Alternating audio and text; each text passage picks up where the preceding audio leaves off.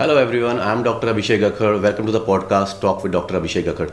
So today we have a special guest with us. She needs no introduction. She is an ex-councillor, mayor and now the most eligible person for member of parliament from BJP, Bharatiya Janata Party. Kamaljeet Sherawat ma'am, welcome to our channel. धन्यवाद. बहुत लोग इनको जानते हैं ma'am को, waste Delhi वाले सब लोग जानते हैं. सो जो लोग नहीं जानते हैं उनके लिए मैं ये पूछना चाहूँगा, कमलजीत मैम कौन है? Who is Kamaljeet?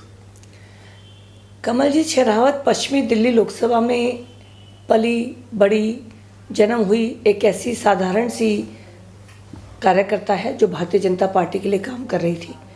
मेरा जन्म उत्तम नगर में हुआ. मेरी पढ़ाई जनकपुरी गवर्नमेंट स्कूल में हुई है.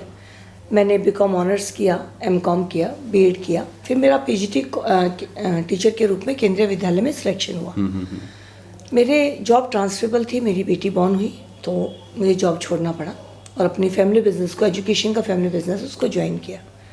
एलएलबी भी किया, सीएस इंटर भी किया, post graduate diploma computer science भी किया, क्योंकि ये वो फील्ड हैं जिनकी किसी भी व्यक्ति को नॉलेज होना बहुत ज़रूरी है. और भारतीय जनता पार्टी में लगातार बहुत लंबा काम किया है. मैंने ज़िले से अपनी यात्रा शुरू करी. मैं ज़िले में पहले महिला मोर्चा में महामंत्री थी, फिर उपाध्यक्ष बनी, फिर प्रदेश में 3 बार मंत्री बनी, उपाध्यक्ष बनी, महिला मोर्चा अध्यक्ष बनी और अभी मैं महामंत्री के पद पर हूँ. राजनीतिक दृष्टि में चुनाव की अगर बात करें तो 2008 में मैंने मटियाला विधानसभा का चुनाव लड़ा था. थोड़े से मार्जिन से मैं रह गई थी. 2017 में मैंने साउथ दिल्ली म्यूनसिपल कॉरपोरेशन में वार्ड द्वारका बी से चुनाव लड़ा और 272 सीटों में से सबसे हाईएस्ट मार्जिन अराउंड 10,000 से मैंने चुनाव जीता. इसके बाद पार्टी ने मुझे मेयर बनाया, 2 बार लीडर ऑफ हाउस बनाया, स्टैंडिंग कमेटी मेयर बनाया. अभी भी मैं इसी वार्ड से सेकेंड टाइम पार्षद हूँ और स्टैंडिंग कमेटी मेंबर हूँ. जब मेयर के रूप में काम करने का मौका मिला तो मुझे लगा कि ऐसा क्या हो जो डिफरेंट हो, क्योंकि हम एक ज़मीन से उठे हुए हैं. मैंने वो समय देखा है जब मेरी गली में खड़ंजे का रोड भी नहीं था, लाइट भी हम दूसरे घर से मांग कर ही लेते थे. 10 रुपये बल्ब के हिसाब से पेमेंट होती थी. तो जब वो समय देखा है तो लगा कि हम क्या कर सकते हैं. तो उसमें पहला जो मुझे काम समझ में आया कि प्रधानमंत्री जी ऊर्जा संरक्षण पर बहुत ध्यान देते हैं और उन्होंने एक अवार्ड निकाला था सभी कॉरपोरेशंस के लिए कि आप ऊर्जा संरक्षण कैसे करेंगे. तो मैंने अपने डिपार्टमेंट से बैठकर बात की तो मुझे पता चला कि हमारी 2,70,000 लाइटें हैं साउथ दिल्ली की म्यूनसिपल कॉरपोरेशन के एरिया में जो सोडियम लाइट है. सोडियम लाइट की जो एनर्जी जो चार्ज करती है वो बहुत ज़्यादा कंज्यूम करती है और एलईडी बहुत कम करती है. बचपन को देखे तो बल्ब घर में 150-200 वाट के होते थे. आज ये जो एलईडी है 6 वाट की, 9 वाट की. बिल्कुल. इस बात पे ध्यान किया तो लगा इससे बहुत बड़ी सेविंग हो सकती है. लेकिन फिर बात हुई फाइनेंस, जो सबसे बड़ा फैक्टर था. तो फाइनेंस में साउथ कॉरपोरेशन सिर्फ 4,000 करोड़ की है, जबकि जो आप दिल्ली गवर्नमेंट की बात करेंगे वो 75,000 करोड़ की है. बहुत पैसा है दिल्ली सरकार के पास, लेकिन साउथ कॉरपोरेशन के नहीं था. तो EESL जो कंपनी है वो लिमिटेड कंपनी है, गवर्नमेंट अप्रूव्ड, जो इन लाइटों को मैन्युफैक्चर करती है, एलईडी लाइट को. मैंने उनके जीएम से बात की. मैंने उन्हें कहा कि सर देखिए, हमारा जो बिल 18 करोड़ का आता है वो 2 करोड़ का हो जाएगा. 16 करोड़ रुपये हर महीने बचत होंगी. हमारे पास एक लमसम देने के लिए पेमेंट नहीं है. आप हमारी इंस्टॉलमेंट बना दीजिए, हम आपको इंस्टॉलमेंट में पैसा दे देंगे. ये निगम के बेहतर के लिए नहीं, ये दिल्ली के बेहतर और देश के बेहतर के लिए. तो आप हमारी मदद करिए. उन्होंने इस बात को मान लिया और हमने बिना एक भी रुपया खर्चे 2,70,000 लाइट को 3 महीने के अंदर एलईडी में चेंज कर दिया. और हमने अपनी रिपोर्ट भेजी अपनी जहाँ पे असेसमेंट होती है गवर्नमेंट ऑफ इंडिया की, और वहाँ पर हमें सिलेक्ट किया गया. और उस समय के जो राष्ट्रपति है महामहिम रामनाथ कोविंद जी, उन्होंने मुझे और मेरे कमिश्नर को फर्स्ट प्राइज़ का अवार्ड दिया. तो पैसे भी नहीं लगे और हम भारत में फर्स्ट भी आ गए. बहुत बढ़िया. तो ये इसी तरह से मैं और कहना चाहती हूँ, जब मैं बनी तो मुझे जगह जगह कबाड़ का ढेर दिखाई दिया, क्योंकि कॉरपोरेशन में क्या होता है, पुरानी गाड़ियाँ उठानी, रेडी उठानी, पुराना सामान लोहे का उठाना, ढेर पड़ा हुआ था. तो मैंने पूछा कि इसका क्या होगा. तो उन्होंने कहा कबाड़ी को जाएगा और वो उसको गला देंगे और ये लोहा बन जाएगा. मुझे लगा कि कुछ अच्छा होना चाहिए. प्रधानमंत्री जी अगेन स्टार्टअप पे बहुत ध्यान दे रहे थे. तो मैंने एक टीम के बारे में पढ़ा. स्टार्टअप वो बच्चों की, यंग बच्चों की टीम थी. उन्होंने कहा था कि हम कबाड़ से कुछ अच्छा कर सकते हैं. उस टीम को मैंने दिल्ली बुलाया. दिल्ली बुलाकर उनको वो सब दिखाया. उन्होंने कहा हम इससे ना आपको स्कल्पचर्स बनाकर दे सकते हैं. तो हमने उनको 8 एकड़ की जगह, जो कि ढेरवा कूड़ा पड़ा हुआ था निजामुद्दीन पर, हमने उस जगह को दिखाया। वो बहुत प्रोमिनेंट लोकेशन थी। हमने कहा कि इस जगह पे आप हमें 7 वंडर जो स्कल्पचर्स हैं वो बना दीजिए, रेप्लिका बना दीजिए। जब तक उन्होंने वो तैयार की, हमने पार्क को ग्रीन करके, ब्यूटीफाई करके, साफ करके सुंदर बनाया। और उन्होंने 7 वंडर पार्क में ताजमहल भी बनाया, एफिल टावर भी बनाया। अच्छा, ये सब वेस्ट से? ये सब वेस्ट है, उस वेस्ट से जिसका कोई यूज़ नहीं था। ओके। और अभी आप गूगल पे सर्च करेंगे तो दिल्ली की, अगर आप ढूंढेंगे ना कि बेस्ट टूरिस्ट प्लेस कौन से हैं, तो उसमें 7 वंडर पार्क आता है। अच्छा। तो उसमें 10,000 से लेकर 50,000 तक लोग रोज आते हैं। अच्छा। तो ये काम हमने किया जो बहुत अलग था। 18 फ्लाईओवर से नीचे बहुत गंद था। तिलक नगर, राजौरी, लाजपत नगर, सराय काले खां, बिजवासन, पालम, इन सब को साफ करा के, और आप उससे भी बड़ी बात करेंगे तो जब हम T3 से आते हैं तो जो राउंड अबाउट था, पहले वहाँ कुतुब मीनार की रेप्लिका लगी थी। हाँ जी। वो थोड़ा वहाँ पे प्रॉब्लम आई, तो अब हमने वहाँ पे म्यूजिक वाली एक टीम बिठाई है। वो भी वेस्ट से ही बिठाई है। वो तो फिर अब हमने कॉन्सेप्ट ही अडॉप्ट कर लिया। बिल्कुल बिल्कुल। आप द्वारका में भी जाएंगे तो जगह जगह स्कल्पचर्स लगे हुए हैं, वो सब वेस्ट से ही, ये जितने भी हैं सब वेस्ट से लगे हुए हैं। ये सब वेस्ट से लगे हैं। ये चीज़ द्वारका वालों को मैं बता देता हूँ कि जितने भी स्कल्पचर्स यहाँ पे हैं ये सब वेस्ट से बने हुए हैं। हाँ जी। और फिर मेरे इन कामों का मुझे ये फल मिला, या कहूँ कि अप्रिसिएशन मिला, कि मुझे यूएनओ की कॉन्फ्रेंस में इंडिया को रिप्रेजेंट करने के लिए भेजा गया। ओके, बहुत और बढ़िया। किसी भी मेयर के लिए वन टाइम अपॉर्चुनिटी ही बहुत बड़ी होती है, क्योंकि भारत बहुत बड़ा देश है। बिल्कुल। मुझे पहली बार भेजा गया, सेकंड टाइम किसी और को जाना था, लेकिन second time invitation by name आया मेरे, तो मुझे फिर से भेजा गया। ओके। तो मैंने 2 बार यूएनओ में भारत की निगम का प्रतिनिधित्व भी किया है। ओके। और भी काम पूछना चाहेंगे तो मैं बता हाँ सकती हूँ। मैम, एक सवाल है थोड़ा सा। जैसे द्वारका में थोड़ी सी पानी की दिक्कत है, खासकर डीडीए में, तो पानी की सप्लाई कभी आती है कभी नहीं आती है। इसके ऊपर कुछ कर सकते हैं हम, या कुछ हो सकता है? आप 2014 से पहले ध्यान करेंगे, प्रधानमंत्री नरेंद्र मोदी जी की द्वारका में एक बहुत पब्लिक रैली बहुत बड़ी हुई थी। उसमें नरेंद्र मोदी जी ने बोला था, उस टाइम पानी था ही नहीं, टैंकर से आता था पूरा पानी। टैंकर, चाहे सोसाइटी थी, डीडीए था, गांव था, सब जगह सिर्फ टैंकर से आता था। और हर सोसाइटी में टैंकरों की लाइन लगी रहती थी। उस समय मोदी जी ने वहाँ से मन से कहा था कि मैं द्वारका को टैंकर मुक्त कर दूंगा। उन्होंने अपना वादा निभाया, मुनक नहर से दिल्ली को जुड़वा दिया। ये दुर्भाग्य हुआ कि जिस दिन वो जुड़ा, उसमें बीच में एक आधा किलोमीटर प्रॉब्लम आ गई थी, जुड़ने में थोड़ा टाइम लगा। जब तक वो 2-3 महीने में प्रॉब्लम प्रधानमंत्री जी ने हरियाणा के मुख्यमंत्री से बात करके हल की, टाइम लग गया 2-2.5 महीने। तब तक दिल्ली के मुख्यमंत्री केजरीवाल जी आ गए, वो श्रेय उन्होंने ले लिया, लेकिन वो काम प्रधानमंत्री जी ने किया था। अब मैं आपकी आगे बात का जवाब देती हूँ, जो समस्या आज है।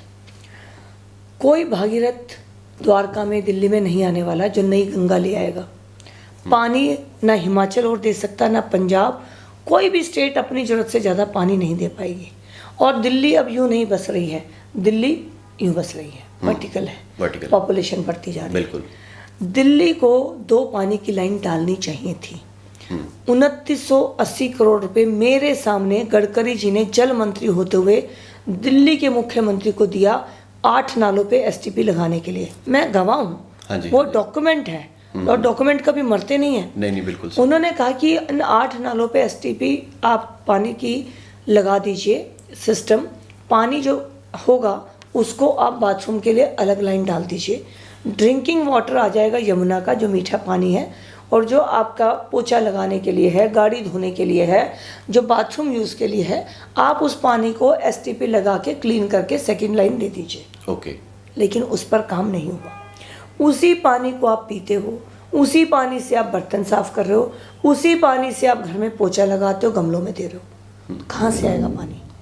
इस पानी की समस्या के लिए बहुत जल्द ही जब दोबारा वोटिंग होगी तो दिल्ली में मोदी की सरकार को लाना पड़ेगा, ताकि वो इस विज़न से काम करे।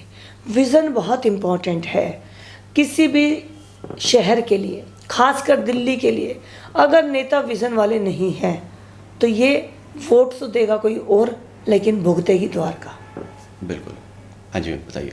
द्वारका में जितना काम हुआ है सेंट्रल गवर्नमेंट का, द्वारका एक्सप्रेसवे अपने आप में वरदान है। बिल्कुल। जिस सफ़र को तय करने में 30 घंटे से 2 घंटे कोई इसका मार्किंग नहीं थी, आप मात्र 3 मिनट में आ जाते हैं। Yes. आप यहाँ पे भारत वंदना पार्क बन रहा है, हाँ जी। 450 करोड़ का वो पार्क है जो एशिया में सबसे बेस्ट होगा। 4 स्पोर्ट्स कॉम्प्लेक्स अभी खुले हैं द्वारका के, और हर स्पोर्ट्स कॉम्प्लेक्स को अलग अलग फैसिलिटीज दी गई हैं। द्वारका के अंदर फुटबॉल स्टेडियम बन रहा है 35,000 कैपेसिटी का, गोल्फ कोर्स बन रहा है, अच्छा। और रिवर फ्रंट बना है। तो ये सब काम केंद्र सरकार का है? ये सब केंद्रीय है। आपको क्या, अब द्वारका में रहते हैं, आपको अंतर नहीं, नजर मुझे आता? तो अंदाजा है, मैं जो लोग नहीं जानते हैं उनके लिए मैं बता रहा हूँ, ये सब काम केंद्र सरकार का है। जी। और अभी अर्बन एक्सटेंशन रोड का जब उद्घाटन, क्योंकि थोड़ा सा उसमें प्रॉब्लम आ गई, दिल्ली सरकार ने पेड़ काटने की परमिशन में सालों साल लगा दिए। जब उन्होंने परमिशन नहीं दी तब एलजी को फाइल मंगवाकर परमिशन देनी पड़ी। अब अर्बन एक्सटेंशन रोड जो द्वारका एक्सप्रेसवे के पैरेलल रोड है, वो भी आपका 4-5 महीने में शुरू होगा। तो आपका जयपुर जाना, देहरादून जाना मात्र 2 घंटे में आप जा पाएंगे। यहीं से सीधा चढ़ेंगे और जयपुर आप 2 घंटे में उतर जाएंगे, आप देहरादून 2 घंटे में उतर जाएंगे। ये रोड की कनेक्टिविटी भी आपको 3-4 महीने के अंदर मिल जाएगी। और ये जो नाला है द्वारका का, जिसको हम परेशान हैं, सेक्टर 11 वाले, सेक्टर 19 वाले, Yes, yes. हर साल एसी खराब हो जाते बिल्कुल हैं। बिल्कुल, सबसे बड़ी प्रॉब्लम है फ्रिज हर खराब हो बार जाते हर हैं। सीजन में एसी गैस रिफिल कराओ। बिल्कुल। इसके लिए एलजी साहब की एक अध्यक्षता में सारे डिपार्टमेंट की कमेटी बनाई गई, और इसका नाम ड्रेन से हटा के साहिबी नदी किया गया। अच्छा। एलजी साहब ने इसके लिए बहुत काम किया। आपने देखा होगा इतना भारी भारी इंफ्रास्ट्रक्चर लगा हुआ था। दिल्ली सरकार हाई कोर्ट चली गई, उन्होंने कहा एलजी क्यों काम कर रहे हैं। हाई कोर्ट ने दिल्ली को कह दिया कि ठीक है आप कर लीजिए, और एलजी को रोक दिया।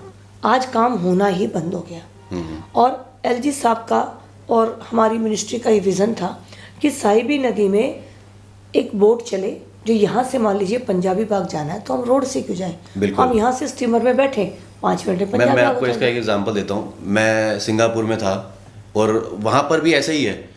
उनके ड्रेन को वो यूज़ कर रहे हैं, सेम इन थाईलैंड, अपने ड्रेन को वो यूज़ कर रहे हैं फॉर ट्रैवलिंग पर्पज। वहाँ पे बोट चलती हैं और बोट स्टेशन है बाकायदा।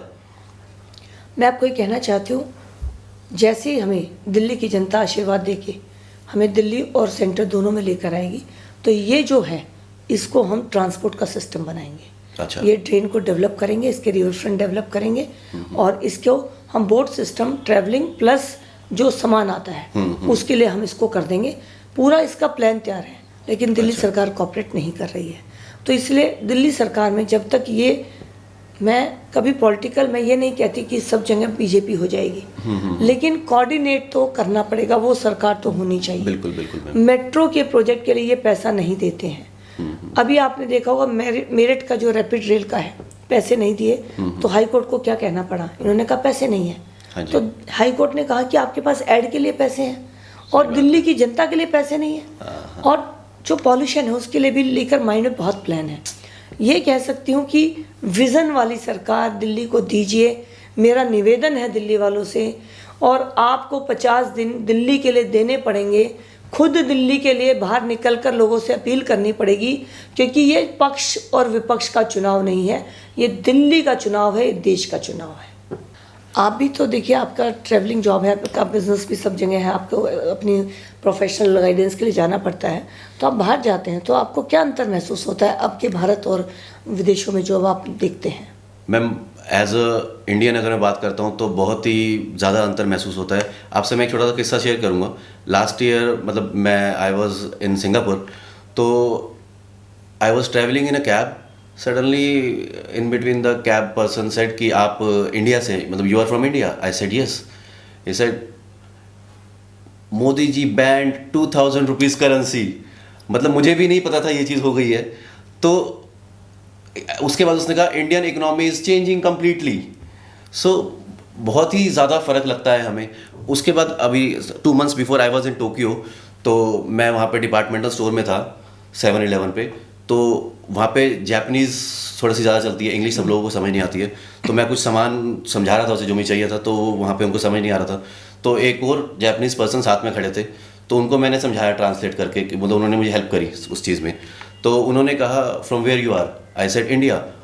ही said India, how is Modi ji doing, what is the next plan? So मतलब world is expecting from us, not only India, world is expecting from us, from India. ठीक है ना। और एक चीज़ मैं और बताना चाहूँगा कि इंडिया के अंदर ना आज के टाइम में कोई भी आम आदमी नहीं है, ये सब खास आदमी है। एक होती है सरकार, एक होते हैं गवर्नमेंट मेकर्स. सो हम सब के पास पावर है वोटिंग की. We can choose and select our leader. अब हमें ये देखना है कि हमें किस विजन से काम करना है. If we look into the government policies, so vision उसके लिए बहुत ज़रूरी है. और आज के टाइम पे अगर आपके पास विजन नहीं है, so you can not work.